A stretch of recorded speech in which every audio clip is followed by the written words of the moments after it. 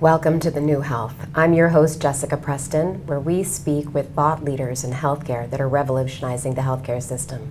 Today back with us is James Maskell. Welcome back, James. Great to be here with you, Jessica. Thanks for having me. So happy that you're here. So when we spoke last week, we spoke a bit about your book called The Community Cure.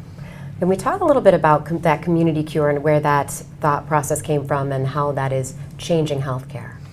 Yeah, absolutely. Well, it was a combination of a few things. So, I grew up in community. I grew up in a spiritual community, and it's all that I knew until I was 11. And ultimately, when I was thrust back into normal society afterwards, I was always struck with what was my life like before that, and what was it like after that. And so that was the first piece, is that was sort of deeply ingrained in me. The second is, as an economist, I was reading a book by Raghuram Rajan called The Third Pillar. And I think, especially as we come into, election season here, right, there's always the theory of what is best suited to solve the problems of society. On one hand, you have that government should be solving things, and there's that thesis. And on the other side, there's that the market should be solving things. And, that's the sort of fundamental argument of who should be paying for or solving problems in society. But what he argued in his book, The Third Pillar, was that there was this third pillar that was dramatically undervalued, which was community. And community is really the theme that where community has fallen away in society, we end up with only government or markets to be able to solve the problems. But historically, community solved many of those problems. And because I'm interested in health and because I'm interested in chronic disease, I could see it so clearly in healthcare, right? In that, think about, do you need a professional grief counselor, right? We have professional grief counselors now, or professional mental health therapists. A lot of what solved that historically, and why do people in countries with a lot stronger community ties, why do they not have as many of those sort of health professionals, and why does not everyone have a therapist in places there? It's because a lot of that uptake is being taken up by community, right? Even as a father now, do I need babysitters, or is grandma there? You know what I mean? It's that kind of feeling. And so, that really interested me. And then, on the clinical side, you start to see that, loneliness is such a driver of chronic illness. The Surgeon General has said that being lonely is equivalent of smoking 15 cigarettes a day. And so there's, something that is critical to health, that is very interesting to me from a health economist, and that's why I wrote a book about it. No, I think that's fascinating. And so community, and we see this in blue zones also, community is that glue that helps with longevity, with blue zones being those areas where people live very well until about the year of about 100 years and then die rapidly, and this is in a very healthful way through their lifespan. Yeah. No, the blue zones was actually very impactful for me, and as soon as I learned about it, I was like, okay, there is an example of what I'm talking about, right? In those blue zones, the one thing there typically isn't, maybe you could say there is in Loma Linda, California, but in all the other blue zones, there's not an epic functional medicine hospital that's reversing everyone's chronic illness. Yeah. The society and the community creates health by its very nature. And ultimately, those are some clues as to what we are lacking, right, in modern society, what is driving chronic illness, and as an example, what are some of the things that we can build a future sustainable healthcare system on. And that's a great segue right into how do we get to this community. I mean, we're in this space now where we're post-COVID, we're isolated in our homes, and even prior to that, we were isolated in our homes. So what are some ways when our listeners are at home saying, yeah, the community, what community? We're busy, we're working, we have our people in our own four walls. How are we helping people in this way? The overall thesis in the book is that community is healthy and healthy behaviors are healthy, and ultimately what we need to do is find ways to bring those two things together.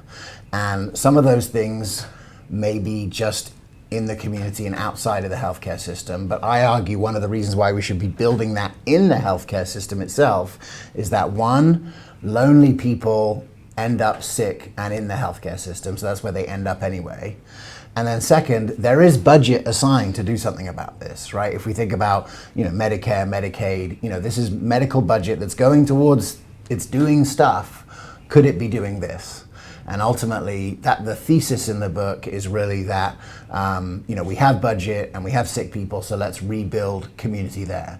But in the book, you'll hear some of the most exciting examples are really just from people in the community starting things. I'll give you an example. So you're from Michigan, right? Yes, I so am, yeah. In Detroit, there was a doctor there who was a heart doctor, and one of his patients, he was telling him, look, it was a 50-year-old guy, if you want to not have a heart attack in the next 10 years, you need to radically change the way you eat. And this guy realized, this is going to be hard for me, right? I've never cooked this way. I've never eaten like this. How am I going to do that? So they started something called the Plant-Based Nutrition Support Group. And what it was designed to do was for men who wanted to eat healthy to be part of a group, and they would meet every week and they'd have bigger meetings every month. They thought it would just be for a few people, but within 6 months they had 5,000 men that had joined those groups, and they were all in like smaller local groups together. And so now, rather than it's one guy, having to work out, what do I buy in the supermarket? How do I cook with vegetables, right? How do I prepare vegetables in a way that I like? How do I actually cook at home? Rather than doing that alone, this person now had a whole community of men that was supporting him in doing that.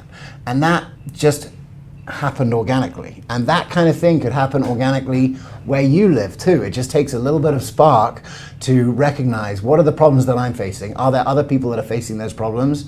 And use that as an opportunity. And you see the two things that come together: new healthy behaviors and community structures.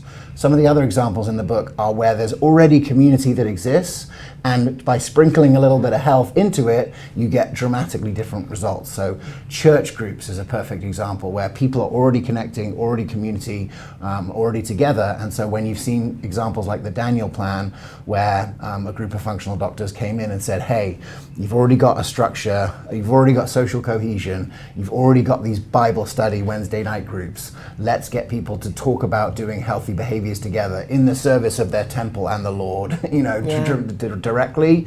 The results are dramatic. £250,000 lost across 15,000 people in a community. So that is the essence of the community cure.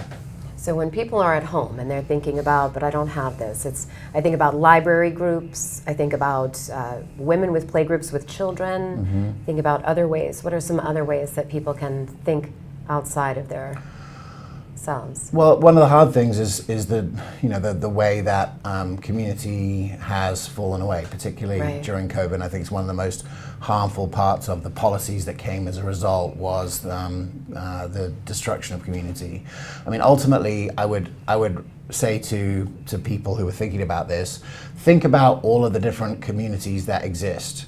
And identify those that are a good fit for you, and go to participate in those communities. Most people who are listening already have some communities that they're part of, and by I've seen very simple things like, instead of having a meeting, let's have a walking meeting, right? I think more clearly when I'm walking. I can communicate better, and so taking a standing meeting. I even do it in my work where this is like a work call and I'm on a Zoom call, but I'll take it walking because I know that I can hear, I can participate, I can listen, I have my headphones on. It's not really community, but it's healthy things, doing healthy behaviors in structures where I could be, doing unhealthy things, sitting around. So I think, we all have access to different people in our society, in our community, and the question is, will we use those relationships for health, or will we just do what we're doing right now? Yes, and I know we were talking community and loneliness, and I just want to clarify for loneliness is that part where we're feeling by ourselves, but we can even be with other people in community and still feel alone. So how are we encouraging people to be able to break through that, into that space of breaking out of loneliness, but opening up in their community? Yeah, I mean, ultimately, this is levels of friction that I'm still working on dissipating. And some of the things that I'm working on now is how do you create ways for people to come and be together? I know you're a big proponent of like polyvagal theory, right? And part of that is like all the time we are sending signals to other people, whether we feel comfortable, whether we feel safe, whether we feel connected. Ultimately, we all have things that we're interested in. We all have like things that we like to do, and ultimately there's a lot of people just like us who are yearning for that. And it's about either making new connections or taking the connections you already have and sprinkling some health into them. Yeah, I think it's important to know that we can say to ourselves, it's okay to feel alone, acknowledge feeling alone, feeling loneliness, and then saying, but what can I do about it? Getting ourselves out of that shell and trying to just make that move, towards community. Yeah, absolutely. Yeah, it's it's the work of a lifetime. It's not easy, and ultimately, a lot of my time is being spent right now thinking, how do you get that 0 to 1? One of the things that I've seen is that most people don't want to be in a group, right? They think that it doesn't sound cool, it doesn't sound sexy or aspirational to be in a group. When you think about groups, you think about things like Alcoholics Anonymous, right? Ultimately, I think that is changing, but what I've found is that once people experience it once you can be in community and connection with someone and hear about someone's struggles and connect on that level, you are over the hump and you realize that it's valuable. And perhaps in future segments we can talk about some of the things that I found where I've been able to find that for myself and for other men. I think that sounds wonderful. I think we should do that. So James, thank you so much for being with us again today. Can you please let everyone know how they can find you? Yeah, my website is jamesmaskell.com. You can find out all my books and projects on there, and on social media, Mr. James Maskell. Thank you again for joining us. So James will be back with us next week to speak more about the community cure and what we can do for community. And please stay tuned after these messages for our next guest.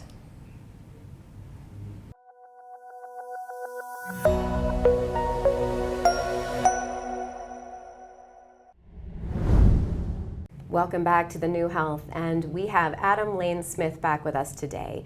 Adam, last week, and the attachment specialist, last week we were discussing the levels of trust, and we talked about levels 1 and 2. Mm-hmm. I believe there are 2 more There are. levels. Yep, absolutely. So as the audience might remember from last week, we talked about levels 1, being consistent and self-policing with your explicit code of conduct. Level 2, being explicit and self-policing with your long-term goals. This makes you predictable. This is the combination that makes other people feel calm and safe in your presence because they know what you're going to do during a conflict, during stress. They can judge it.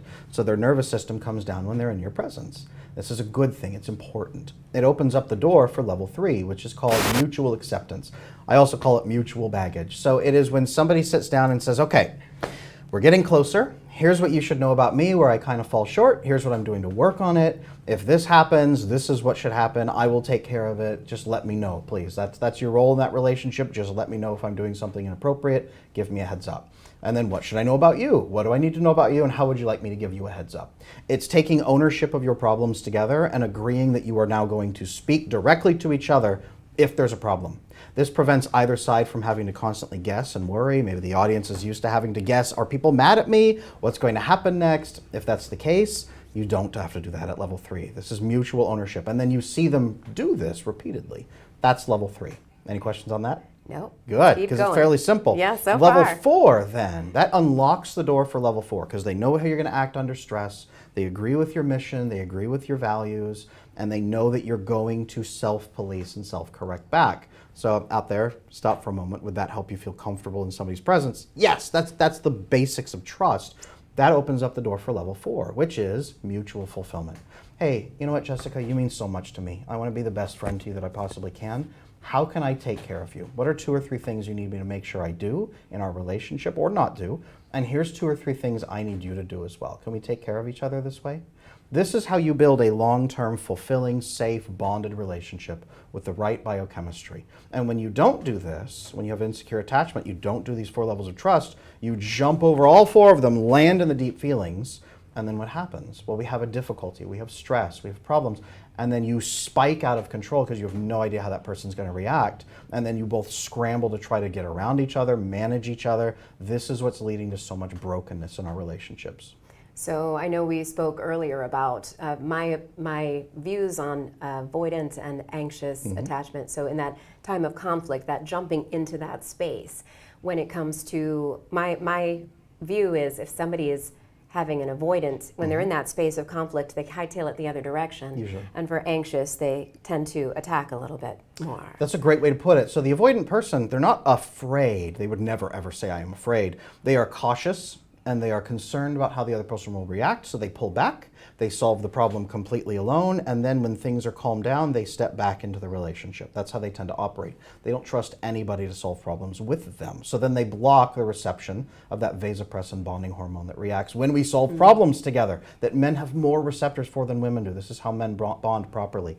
So it blocks that production. And the anxious person perceives this as abandonment, so they rush in to try to make the other person approve of them, and they're desperately trying to get soothing for their nervous system that they only believe other people can do for them. This is overwhelming for the avoidant person. It feels like a betrayal and an attack, yes.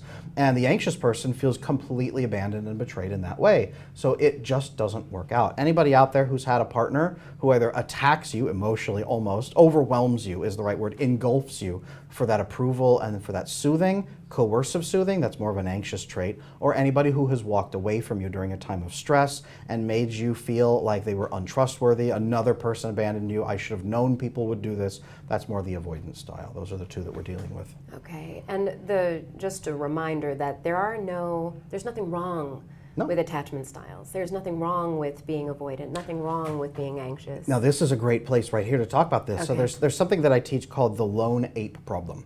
If you took an ape, a chimpanzee, and you just dropped them straight into a hostile environment, dark jungle surrounded by predators, and they're alone, completely alone, their nervous system is going to completely change. Cortisol will go absolutely through the roof, so they are always on, always aware, always tracking threats, which is what avoidantly attached people do, is always track threats all the time. They are always risk-focused. So the lone ape is going to climb a tree, stay there, huddle there, be safe, be strong, and be aware, and not trust anyone or anything. Sleep is going to go down.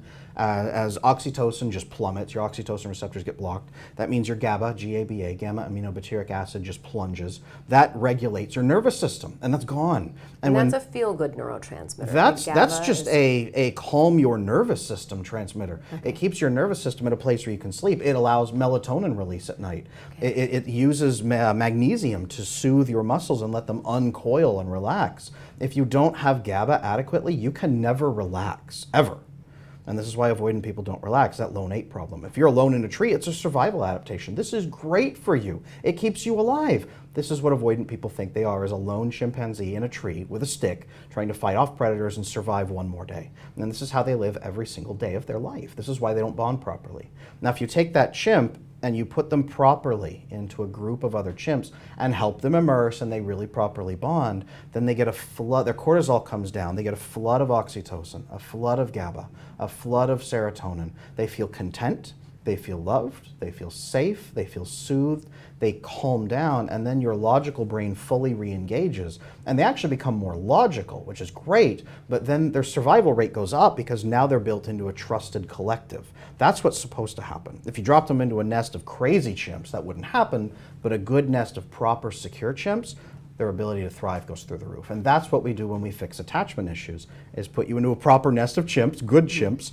those 4 levels of trust, where you can have that with 2 or 3 chimps there, and your nervous system calms, you can sleep at night, you can rest, you feel safe, and then your thriving goes up, your opportunities go up, your success rate goes up, and you can sustain it long term.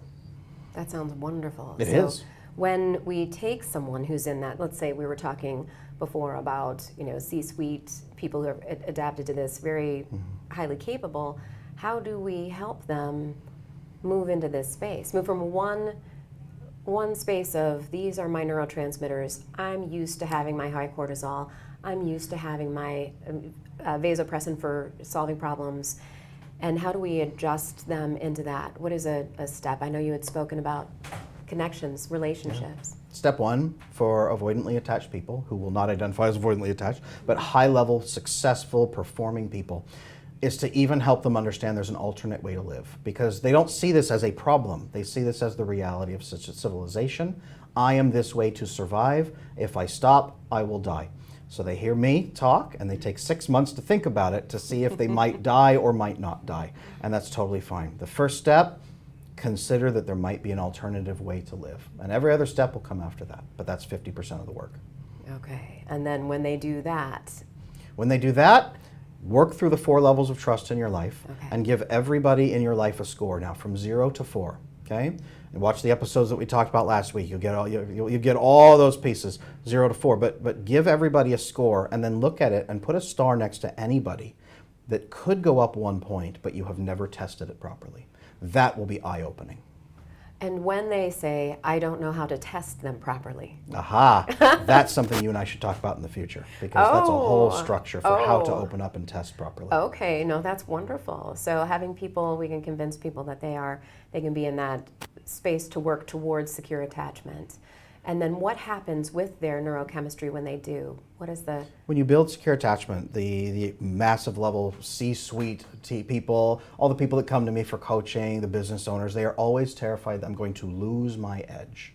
And that's not the goal. The goal is, if you are constantly in war mode, survival mode, and you can never come out of it. You come home, you're in bloody armor with your spear, you kiss your wife and your kids, and you eat dinner just still armored up and bloody. You try to go to sleep at night laying in bed, but you can't sleep, you're just laying there in your armor. You get up the next morning, you go to work again. That's never having a peace mode. The goal here is to give you an alternate peace mode you can click into at will.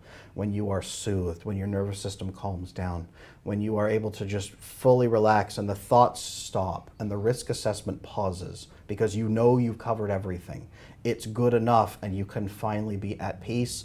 You can share a moment with your family. You can laugh, you can unwind. A lot of them use alcohol to try to achieve this effect. Mm-hmm. It is all the positive elements of alcohol with none of the drawbacks. You are soothed, you are calm, and you are able to relax that evening, and you can choose to do that.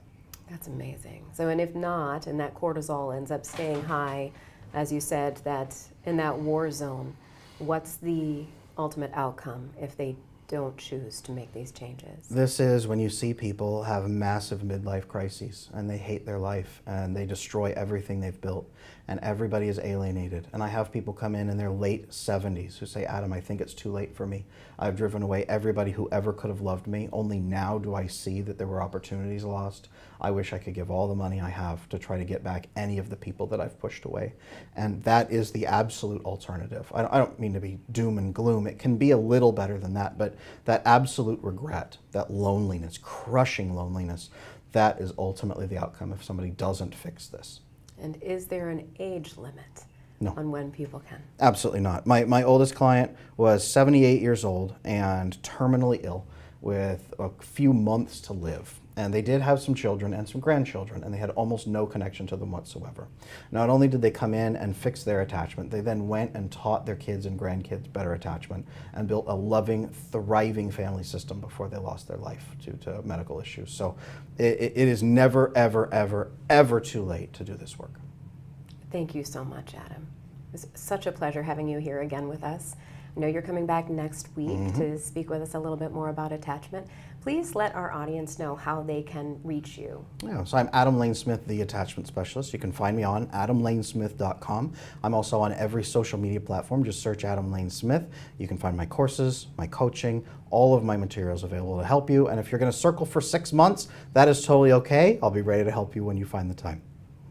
Well, thank you so much, and stay tuned for our next guest.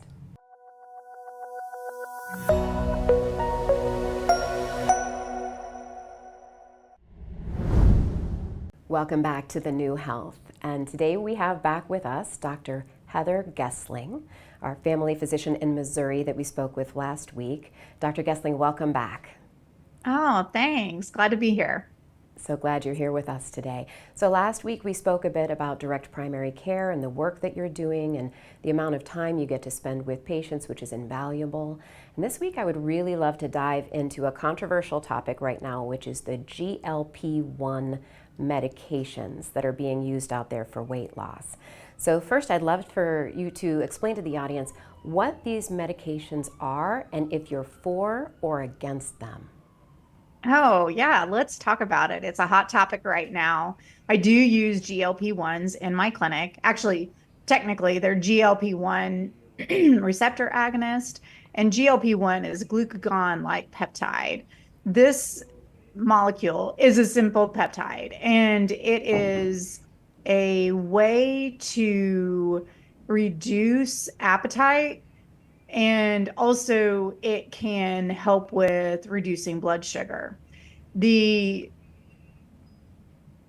reduction of blood sugar is glucose dependent, meaning if you do not have high blood sugar, it will not reduce it should not. I have heard some cases where a patient is on a high dose and they're not diabetic and it has caused some low blood sugar. But in general, it does not dangerously reduce your blood sugar. It is a medication that is used for diabetes because of that reduction of blood sugar, but then they found that it can have help with dramatic reduction in weight through multiple mechanisms. And so the mechanisms can be beneficial and they can also be harmful. And so I'm for them, but I'm also not a big fan of them in most circumstances.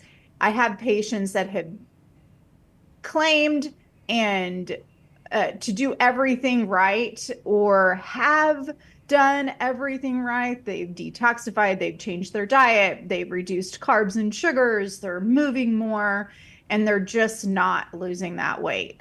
And in that case, in my clinic, I do use a small dose and I keep it small and titrate very slowly up on that dose. And what happens is they have slowed gastric emptying, which means that they feel fuller quicker and longer, which reduces their interest in food and reduces their interest in eating a lot of food. So they feel full, maybe within 6 bites of picking up, or starting a meal. And they may even, be on their sixth or seventh bite and taking that fork up to their mouth and they're like, ooh, I am full. And what I say is, if you're on that type of medicine and once you feel full, you must stop because it has an effect of some pretty significant GI disturbances. If they push past that feeling of fullness, they'll feel nauseated, they'll get severe reflux, they may even vomit because of that action on their gut. They're not moving food through their intestines at near the rate that they previously were. It really slows down the gastric emptying. Now, there is concern that some of this gastric emptying delay can be a permanent effect. I haven't seen that in patients. I'm not saying it doesn't happen, but I also do not titrate high up on this dose. Some of the problems with GLP-1s is that you can have significantly decreased muscle mass or bone density mass, especially if you have titrated too high or too fast. And so then you're really not eating much, which means you're really not getting much protein, you're not getting much fat, and it can have some significant effect, including, I'm sure people have heard about it, this Ozempic phase. If you're not getting protein, you're not getting that collagen in your system. And also there is research that shows that some GLP-1s can reduce the synthesis of collagen, and specifically the mRNA expression that leads to the synthesis of collagen and some enzymes that help produce it. So you don't necessarily want that. But the benefits of GLP-1s is that it can help reduce that food brain, that craving, that sort of focus on food that can happen in a lot of patients. So is that, we talked a bit about, it slows down your gastric emptying, so it's slowing down digestion too. Yeah, it slows down digestion. And one of the things that I hear from patients a lot is that they feel so good on this medication. And I think one of the reasons is because when you slow down digestion, your body is getting a heck of a lot more nutrients pulled from that food than it was before. And our food is already so depleted of nutrients that if we're getting, maybe 50% more absorption of nutrients, I think it's going to make your brain feel good, your body feel good.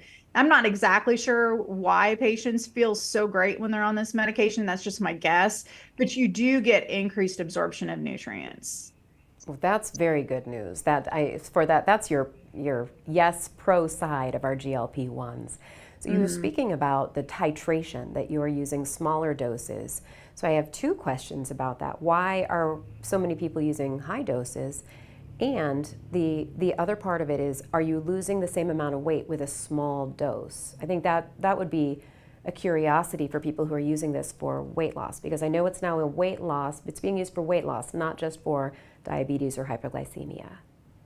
Yeah. So I use a small dose, but I do intense education about what they need to be doing at the same time as doing that small dose when I go low and slow, which is you really must cut out toxic foods. You got to cut out the carbs and sugars, and you got to eat a lot of protein and a lot of fat. And when people hear fat, they're like, what?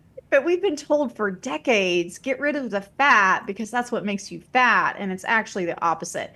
Good, healthy fat, not the seed oils or vegetable oils, but good, healthy fat, such as butter and red meat fat and olive oil, avocado oil. Those things are not harmful. And in fact, I suggest getting a heck of a lot of it. It causes satiety. It causes your body's metabolism to switch into fat burning mode.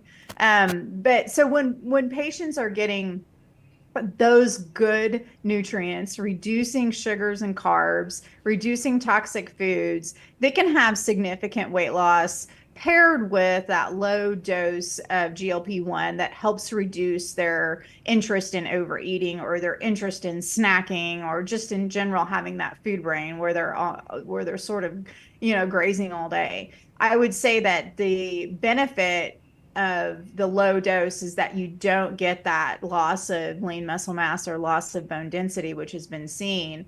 Now, the insurance companies, pharmaceutical companies are sort of pushing this heavy titration on patients. I have seen that some insurance companies are not paying for this medication unless I move up to the next dose. They refuse to fill it and pay for it at the lower dose, which is incredible because I'm the physician and I decide the dose, not the insurance company. But there's been this sort of brainwashing that you got to get up on that dose. You got to get up to that higher dose to really achieve that weight loss. But that's not what I've seen in my clinic. Wow. So the insurance companies, they cover what has been studied, which are higher doses, and that's usually how that goes. And so that's usually how that goes. Yeah. But I have used compounded GLP-1s in my clinic, the semaglutide, the tirzepatide. I have used those and we don't go through the insurance companies. And a lot of times with patients who have insurance, it's not that easy to get the GLP-1s covered. There are some that are FDA approved specifically for weight loss. It's still an expensive medication. So we have used the compounded forms. When it's compounded, do you find it more affordable for patients? It's more affordable. I have seen that there is some decreased potency on the compounded doses, some companies more than others, but we still get the benefit of changing the food habits. The goal of that medicine in my clinic is to change food brain, change that food noise that patients get them away from this thought of eating all day. Once patients have been on a course of one of those GLP-1s, they notice that they don't think about food like they did before, which is a big win. That's incredible. I love that. I think there's so much on for weight loss. How do we work with appetite? How do we make appropriate choices? And it sounds like what you're doing is you're helping people find appropriate nutrition plans and patterns to optimize their health and to help them with losing weight, but also optimizing their health and wellness through nutrition. Yeah, exactly. We want to be able to, utilize tools when, when appropriate. I kind of say that the GLP-1s are my tool that I use to get patients off of other pharmaceuticals. Because if I can get them off their insulin, or I can get them off their antihypertensive, or some of these other medications that are used to help with this metabolic syndrome or diabetes, I consider that a win. There is so much that is done wrong with treating metabolic disease, just throwing medications at it, that if I can help them get off those pharmaceuticals and utilize this tool, I also consider that a win. This is great. Thank you so much. I learned a lot about GLP-1s, our pros and our cons, about it's beneficial to help you get off of other pharmaceutical medications. It's beneficial for weight loss.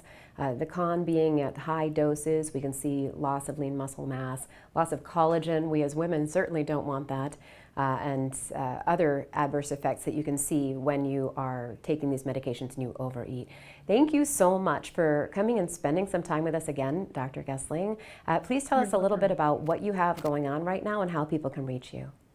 Yeah, so if you're in the state of Missouri, in central or any part of the state, actually, you can find me at GesslingFamilyWellness.com. You can sign up as a member if you need primary care. I'm also doing a detox project with my good friend Christian Elliott, who's a health and wellness coach, and you can find us at www.healingunited.today. You got to put that whole thing in. Google's not good about just putting in healingunited.today. It may have been fixed, but you got to put that whole web address in. You can also find me at Twitter at @Gessling. And we're doing our next free 2-day seminar for detox, Christian and I, in September. So go to that website and get signed up for our newsletter, and you can be part of that 2-day program. Oh, that sounds wonderful. I hope people in Missouri are getting that information and signing right up. So thank you so much again for joining us today. I'm excited you're going to be back with us again next week. And for those of you watching, please come back after these messages for our next guest.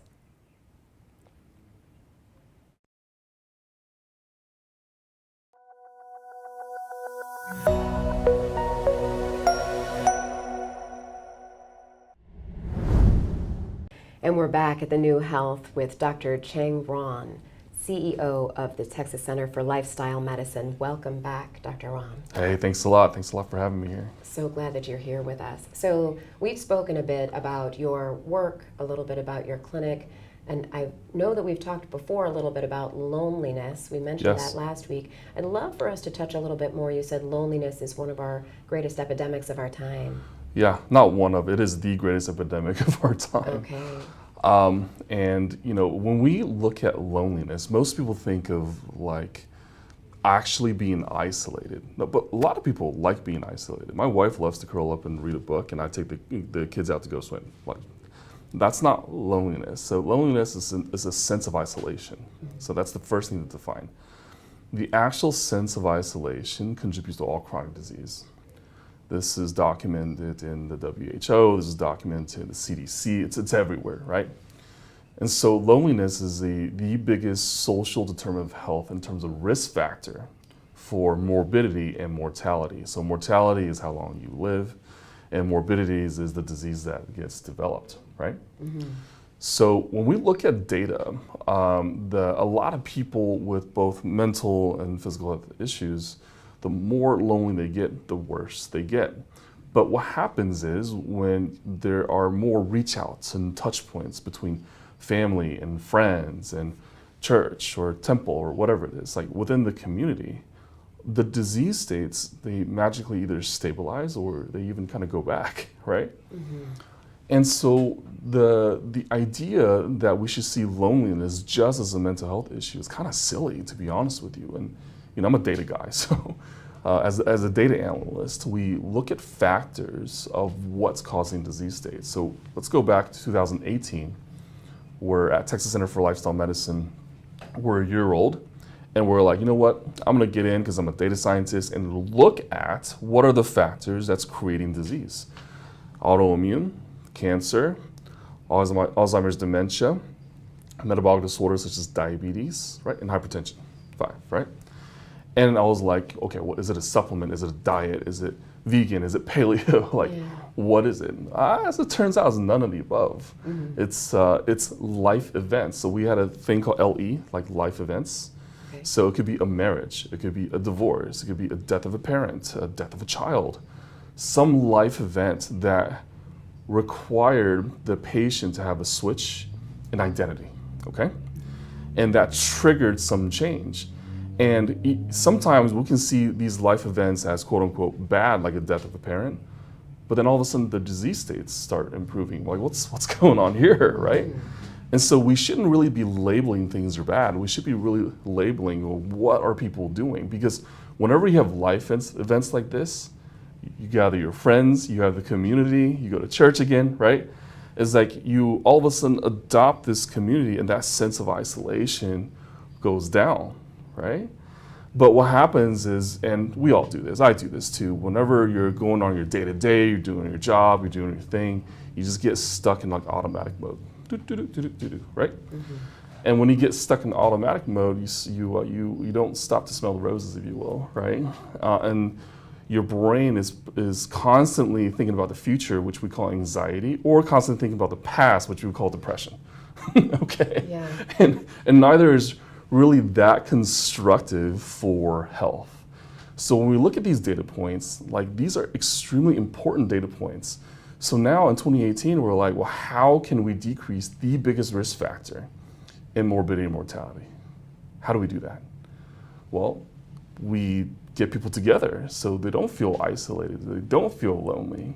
So we started groups, whether it's diabetes or dementia. We had a military veteran group, focus group, and now I think we're up to like 21 groups now, right? It's a lot. And these groups are amazing people that we actually learn from, and we track them over time. So the question is there data that people coming together in groups actually improve disease states? Yes, that was first published in veterans hospitals and veterans programs, right? Now it's published, there's Cleveland Clinic, and all sorts of different places that are published. We even have a publication looking at loneliness, isolation, and decrease that and improving outcomes as well. And so the idea that loneliness itself can be a risk factor for disease is not that surprising. Humans are designed to be in packs. We're designed to be in tribe. We're tribal people, right? And because we're tribal people, we have to feel like we're a part of the community. So if that's the case, wouldn't the parts of the world with the best communities have the longest living people? What do you think? Yes. Yeah, these are called the blue zones, Yes. right? The blue zones, and you can watch these, documentaries on Netflix and everywhere like that, right? What is the one factor that ties everything together? An impeccable sense of community. The older you are, the more you're cherished. The older you are, the more you're cherished, right? And that's what we want to do at Texas Center for Lifestyle Medicine. Wisdom comes with age. And guess what? When you're cherished, all of a sudden your memory doesn't decline as much as it should be, right? And you're more involved, and there's a lot of joy there. Is because like when we value seniors, I mean that is when the entire population of humans can thrive. And we used to be that way a lot, but I think we're going away from it. Yeah. So tell me, what can some of our viewers at home do when it comes to this loneliness? I mean, you are in Houston, right? So people can find you and find your groups and join, correct? Yeah, absolutely. So, and beyond that, what else could our viewers at home do? Yeah. So first of all, I think really simply, and if you're thinking about loneliness and isolation, you should have a quick audit, right? When you wake up, what do you look forward to in the morning? And if you have a hard time thinking about that as an answer, then there's loneliness and isolation, even if there's a lot of people around you, right? So that's a good audit. The second thing is when you do go out, how many times per week are you doing things just for you? Like just for you, okay? Not your kids, not your wife or husband, just for you. If that's under 3, then perhaps there's a bit of isolation that's there, right? So that's the second audit. And the third audit is ask your family, how have I been showing up or presenting myself to you? that takes some work. Yeah. But those are 3 really good audits that if you do that almost on like a weekly basis and track that, you'll realize a lot of things about yourself, and then you can make decisions to really impact you. And if you do have chronic illnesses, disease states, mental health challenges, physical health challenges, we do have a ton of groups here at Texas Center for Lifestyle Medicine. So it's texascenterforlifestylemedicine.org. You can request to be a new patient, or if you're watching this, you're already a patient, hello, come into our groups. Oh, that's wonderful. So when we're talking about, I love what you're saying about asking your loved ones how you're showing up for them. Yeah. I think that's wonderful. I know that takes a lot of Yeah. safety, feeling safe in yourself to be able to ask that question in the first place. Yes. So do you have groups where you talk about those internal mechanisms? Absolutely, yeah. We talk about that more than we talk about anything else. We talk about relationships more than anything else. So Jenny Moreno, she's wonderful. She's a mind-body medicine practitioner in our facility. And we also have a clinical psychotherapist, Tina. They do an amazing job at getting these group discussions out. And I will tell you very often that some patients can only open up in our groups and not necessarily at home, right? Which is a really, really common thing. Or they have no one, they don't feel like they have anyone to open up to because they don't really understand what they're going through for disease states and stuff like that, right? But it's not an easy thing, especially if you have a history of traumas and triggered and stuff like that. Yeah, so you have people in your facility, they help coax people getting through that and learning how to maybe communicate more with people. Oh yeah, absolutely. That's incredible. You teach language skills or? Communication skills, Communication? well, not just skills. I wouldn't say we teach, we listen more than we teach. Okay. And honestly, listening is more important than teaching. And that's what we found. So a lot of times we give space. As long as we give space for people, humans tend to do well. That's great. So no matter what the disease state is, Yeah. it's diabetes or it's high blood pressure or cancer, it still seems to be pretty similar format so that people feel the inclusion in the community? Yeah, it's the format's really similar, but the topics are quite different. And we have a lot of rare diseases in our organization because people usually end up seeing us and they have nowhere else to go. And so we have a lot of rare diseases in our population. Actually, our largest programs are actually pretty rare diseases. But they come together, we give them a space. And guess what? I don't make the programs, the patients do. So if patients want a group, like, okay, we can create it for you. So I'm very big on not just creating things because people want it, but creating things because people want to talk about it in a safety net in the community, and people are there, and people in the group know they're there to take, and they're also there to give. It's a two-way street, right? And so every patient contributes to the group. So we can have the same topic on 2 different days. If the patients are very different on 2 different days, the dynamic's totally different too. And the topics are focused more on lifestyle, like this is how you cook, this is how you eat right, or is topics are more like, this Friday we have a group called How Your Belief Systems Stimulate Autoimmune Disease. Oh. We have ones on spirituality, integration of emotional intelligence into daily life. We have groups that are focused on the eating and the diabetes and cooking and stuff like that with my dietitian, Ruben.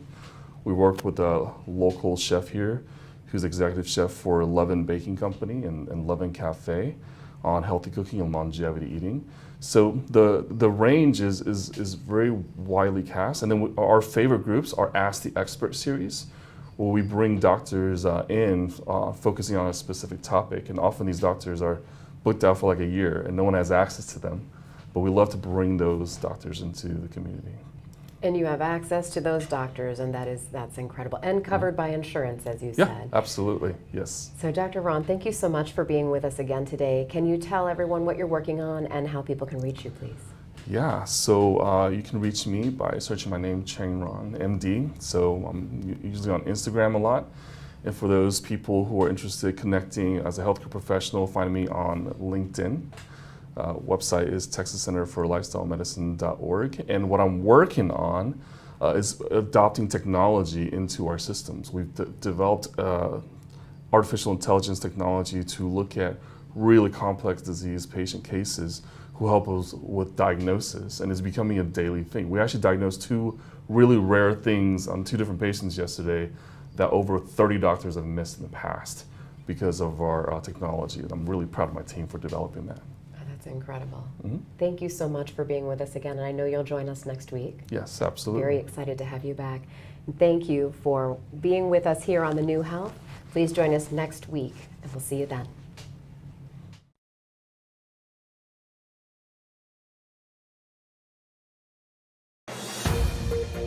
This has been a Now Media Networks feature presentation. All rights reserved.